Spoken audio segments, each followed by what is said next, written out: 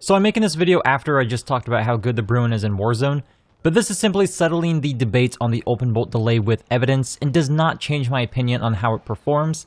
It just happened to be even better when it released because it did not have an open bolt delay at all initially. Some to this day still believe it does not have an open bolt delay despite claiming they measured it. My guess is that this was stealth nerfed near the beginning of June or in late May. Infinity Ward doesn't post the patch notes for every single weapon change, so it's hard to track down when this was actually changed. You can think of an open bolt delay as artificial input lag that makes it so your gun takes longer to fire after you pull the trigger. This is adding to your time to kill and should therefore always be used to calculate that time to kill. The Bruen specifically has an open bolt delay of about 58 to 67 milliseconds. This is 7 to 8 frames measured at 120 frames per second. I did multiple samplings of this and it was pretty consistently giving me 7 frames of delay with the occasional 8 frame delay. I only went looking for the nerf details when I started using the Bruen in Warzone again. I immediately felt a difference. I had used it a decent amount previously and it was very noticeable to me. But after I found out the exclusive Ace claimed to disprove this nerf and everyone basically accepted that, I felt compelled to actually show the methods in which I prove that the Bruen Mk9 does in fact have an open bolt delay. I'm honestly surprised how this could be missed because even at 60 FPS, he should have gotten a 3 to 4 frame result if he's testing from click to fire.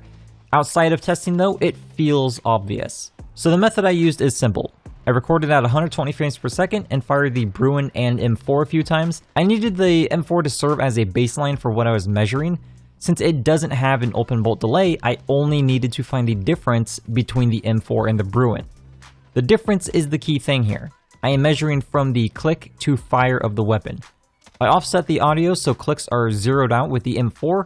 Therefore, in the same recording when I fire the Bruen or any weapon really, I can determine if it has a delay by counting the frames until it fires. I've zeroed it with a non-open bolt delay weapon to eliminate all input lag in the results. This means the result is purely from the open bolt delay.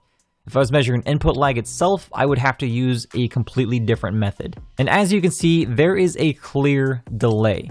I repeated each result multiple times and it's the same every single time.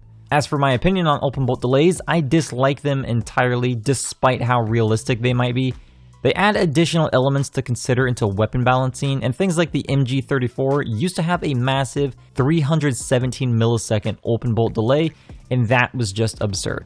A lot of weapons aim down sights faster than that gun could fire. Fortunately, that's been reduced to around 67 milliseconds since launch, and the SA-87 has also had its delay removed entirely. Well, that's going to be the end of this video. I hope this issue can finally be put to rest. If you found this video informative and useful, please subscribe and hit that like button. I'll see you next time.